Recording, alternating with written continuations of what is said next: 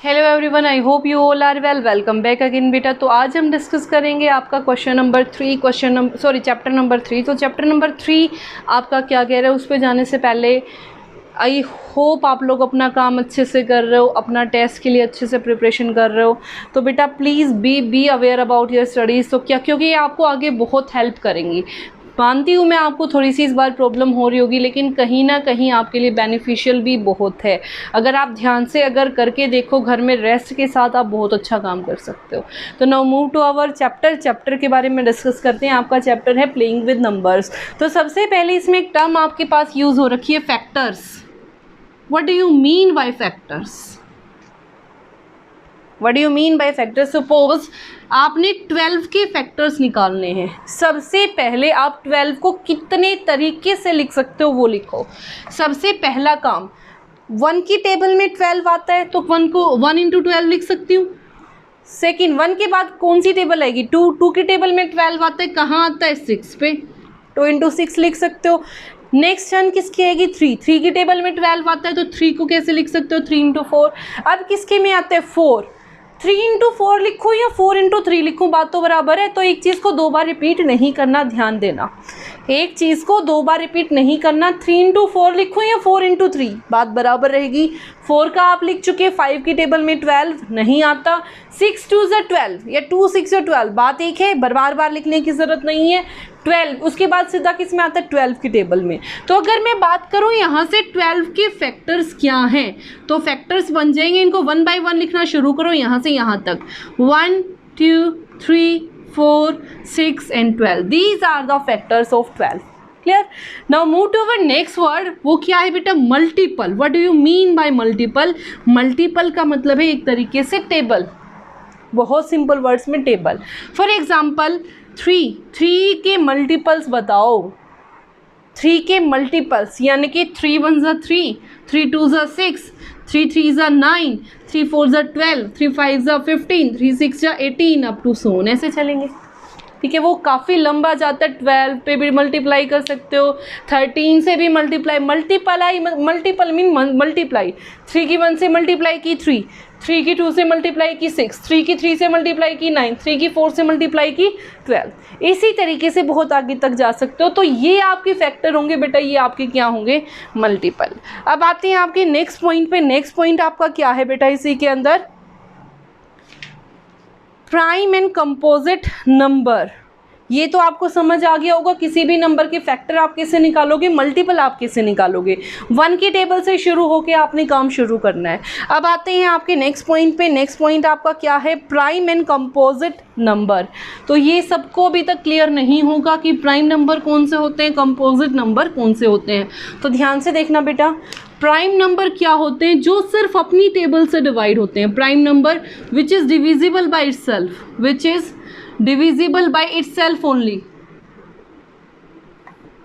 अपने आप से डिवाइड हो सकता है और किसी नंबर से डिवाइड नहीं होगा। ठीक है, ओनली का मतलब क्या? सिर्फ अपने आप पे। ठीक है, फॉर एग्जाम्पल 2 किसी और की टेबल में नहीं आता। 3 किसी और से डिवाइड नहीं हो सकता। क्या 3 को किसी से डिवाइड कर सकते हो? नहीं कर सकते। इन सेम वे 5, क्या 5 किसी और से डिवाइड हो सकते हैं? नहीं हो सकता। So it is also a prime number. Now 7 is a prime number, क्योंकि 7 अपने आप से डिविजिबल है और किसी से डिविजिबल नहीं है।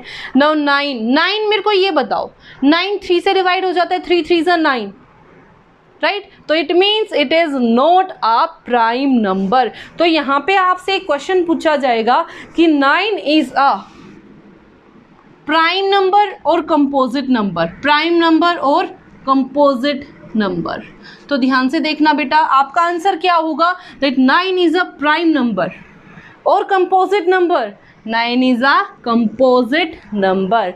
रीज़न, 9 आपका प्राइम नंबर नहीं हो सकता। 9 आपका 3 से डिवाइड हो रहा है। It is clear to everyone.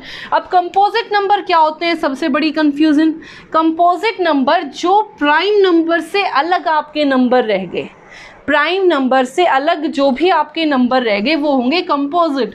For example 2 3 5, इनके बीच में क्या नंबर रहा 4, तो 4 क्या है आपका कंपोजिट नंबर।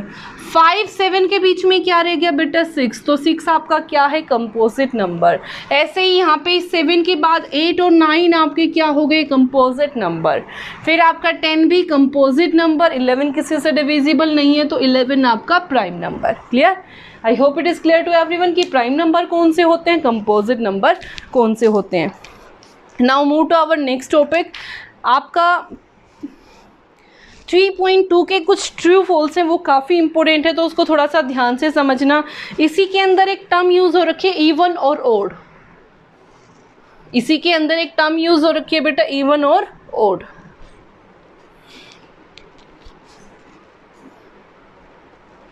इवन नंबर कौन से होते हैं बेटा? Which is divisible by 2।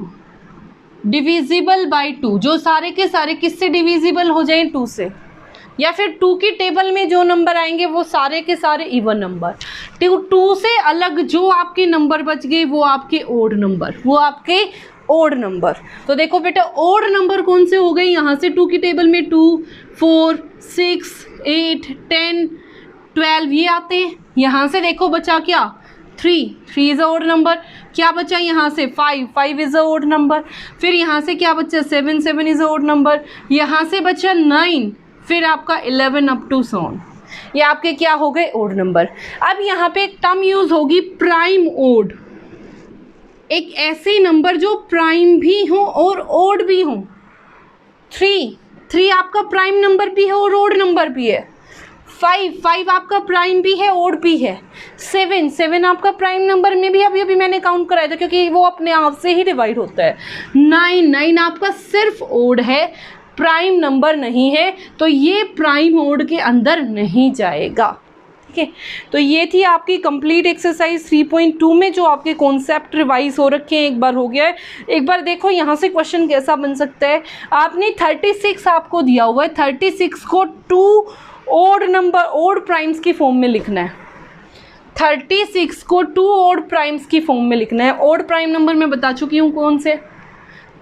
31 is divisible bye 31, किसी और टेबल पे नहीं जाएगा, तो 31 कैसा नंबर हो गया बेटा प्राइम, और 31 2 की टेबल में भी नहीं जाता है तो वो कैसा नंबर हो गया ओड। प्राइम भी हो गया ओड भी हो गया, तो 36 को मैंने लिखा 31 प्लस 31 में क्या प्लस करूँ कि 36 बन जाए, 5 प्लस करूँ। 5 कैसा नंबर भी है ओड भी है और प्राइम भी है, तो आंसर आ गया आपका 31 plus 5। Clear? Now move to our next exercise. हाँ, यहाँ से आपने जो मेन है, जो मेन आपका बनता है, जो आपको पता होना चाहिए वो क्या है, ध्यान से देखना। इसमें क्वेश्चन में पूछा गया है आपसे 12th जो आपका क्वेश्चन है, 1 is neither.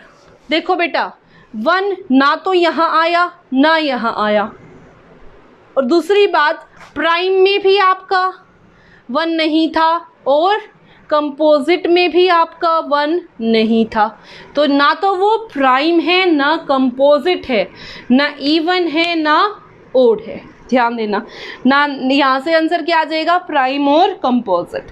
Now move to our D part, the smallest prime number. सबसे छोटा प्राइम नंबर 2 होता है बेटा। क्या होता है? Smallest prime number is 2। Smallest prime number is 2। The smallest composite number, सबसे छोटा कंपोजिट नंबर बताया था अभी अभी, कहाँ से निकाल के, क्या आया था 4। क्या आया था 4। Smallest even number, even number सबसे छोटा क्या है 2। क्या है बेटा 2। तो ये था बेटा आपका 3.2। अब आ जाओ डिविजिबिलिटी के रूल जो आपने करने हैं, ध्यान से देखना। रूल्स फॉर डिविजिबिलिटी, ये नंबर किससे डिवाइड होगा किससे डिवाइड नहीं होगा, ये चीज़ आप कैसे पता करोगे, तभी आपको एलसीएम और एचसीएफ लेने में इजी रहेगा। ध्यान से देखना बेटा, 2 से डिवाइड होने के लिए वंस वाली जो डिजिट है, वंस वाली जो आपकी डिजिट है वो क्या होनी चाहिए 0 2 4 6 8। अगर लास्ट वाली digit, suppose this is the number, आपको बताना है ये 2 से डिविजिबल है या नहीं। आप क्या करोगे, लास्ट वाले डिजिट चेक करोगे, लास्ट वाले डिजिट अगर 0, 2, 4, 6, 8 में से है तो yes it is divisible by 2। आपने डिवाइड करके नहीं देखना, सिर्फ लास्ट वाली डिजिट चेक करो, अगर वो इन पांचों में से है तो yes it is divisible by 2। Clear. Now move to our next number which is 3। 3 से डिविजिबिलिटी के रूल के लिए आपको क्या चेक करना है, अगर डिजिट्स का sum of digits is divisible by 3, is divisible by 3, तो number is also divisible by 3। ध्यान से देखना, अगर मैंने बोला 3, 4, 6, इन तीनों डिजिट को क्या करो प्लस, 4 + 3 7, 7 + 6 13। क्या 13 3 से डिविजिबल है? नहीं, तो इट मीन्स ये वाला नंबर भी 3 से डिविजिबल नहीं होगा। इट मीन्स ये वाला नंबर भी 3 से डिविजिबल नहीं होगा। अब आते हैं 4 पे। 4 वाला क्या कह रहा है, ध्यान से देखो। 4 वाले के लिए आपको क्या चेक करना है, 4 वाले में आपको होना चाहिए बेटा ये कि जो आपकी लास्ट 2 डिजिट हैं किसी नंबर की, लास्ट 2 डिजिट अगर वो 4 से डिवाइड हो जाएं तो मेरे पास पूरा नंबर 4 से डिविजिबल हो जाएगा। ध्यान से देखना, 2, 4, 6 या 2, 4, 8। मैंने सिर्फ लास्ट वाली डिजिट उठाई 48, इसको मैंने 4 से डिवाइड किया, 4 × 1 = 4, यहाँ से आ गया 8, 4 × 2 = 8। ये कंप्लीट डिवाइड हो गया, तो इट मीन्स ये पूरा का पूरा नंबर भी 4 से क्या हो जाएगा, डिवाइड। ये पूरा का पूरा नंबर भी किससे डिवाइड हो जाएगा, 4 से। Now move to our next part, 5th question number, sorry 5th से कैसे डिवाइड होगा। अगर जो आपकी वंस वाली डिजिट है बेटा वो 0 या 5 है, क्या है, 0 या 5। फॉर एग्जाम्पल आपको नंबर दिया 5 0 0, तो ये देखो वंस वाली डिजिट क्या है, 0, तो yes it is divisible bye 5। अगर वंस वाली डिजिट 2 5 5 5 दी हुई है तो वो भी डिविजिबल हो जाएगा 5 से। Now move to our next number 6। अगर कोई नंबर आपका दोनों नंबर 2 और 3 दोनों की कंडीशन को पूरा करता है तो वो नंबर 6 से भी क्या हो जाएगा, डिवाइड। तो वो नंबर 6 से भी क्या हो जाएगा बेटा, divide. Now move to our next part. अब करेंगे 8 से देखो, 8 की अगर मैं बात करूं तो जहां आपने 4 के लिए लास्ट की 2 डिजिट ली थी, यहाँ पे लेनी है लास्ट 3 डिजिट। अगर वो लास्ट 3 डिजिट 8 से डिवाइड हो जाती हैं तो वो नंबर भी आपका 8 से डिवाइड हो जाएगा। Clear. Now move to our next topic, we have to divide it, divisibility rule for 9। तो 9 से डिविजिबिलिटी के लिए क्या, जो सेम है जो आपका 3 के लिए है, तो 9 से वही डिजिट्स का सम ऑफ डिजिट्स अगर 9 से डिवाइड हो रहा है, सम ऑफ डिजिट्स यानी कि अगर आपको दिया हुआ है 81 अगर आपको दिया हुआ है और आपने देखना 9 से डिवाइड हो रहा है या नहीं, तो क्या करोगे, डिजिट्स को प्लस करो, 8 + 1 9। तो क्या ये जो आंसर आया ये 9 से डिवाइड हो रहा है बेटा, 9 × 1 = 9, तो yes it is divisible by 9। Yes it is divisible by 9। Now move to our next number 10। अगर लास्ट वाली डिजिट क्या है बेटा, 0, तो वो नंबर किससे डिवाइड हो जाएगा, 10 से। लास्ट वाली डिजिट क्या है, 0, तो वो नंबर किससे डिवाइड हो जाएगा, 10 से। Now move to our next number which is number 11। 11 के लिए आपने क्या करना है, ध्यान से देखना।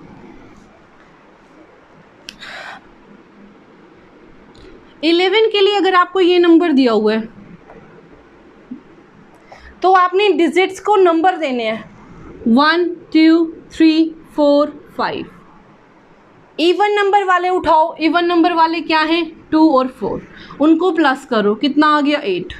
जो बाकी बच गए उनको प्लस करो, 6 + 4 10, 10 + 2 12। इनमें से इसको माइनस करो, 12 में से 8 माइनस हुआ, कितना बचा बेटा, यहाँ से 4। जो आंसर आया अगर वो डिविजिबल है 11 से, अगर वो डिविजिबल हो जाए 11 से, तो जो आपका नंबर है वो भी किससे डिविजिबल हो जाएगा, 11 से। क्या 4 आपका 11 से डिवाइड हो रहा है, नहीं, तो it means this number is not divisible by 11। Clear. अब आते हैं आपके नेक्स्ट टॉपिक पे। नेक्स्ट टॉपिक आपका क्या है, we have to find common factors और को प्राइम नंबर्स। ध्यान से देखना बेटा, आपको दे रखे होंगे 2 नंबर और उसमें से कॉमन फैक्टर निकालने हैं 20 एंड 28। सबसे पहले इनके फैक्टर निकालेंगे। कैसे? 20 को कैसे लिखोगे? 1 इंटू 20, 2 इंटू 10, 4 इंटू 5। ठीक है, तो फैक्टर क्या बन गए? 1 2 4 5 10 20। 28 को कैसे लिखोगे? 1 into 28, 2 into 19, sorry 2 into 14, 4 into 7। तो यहाँ से आपके क्या बन गए बेटा?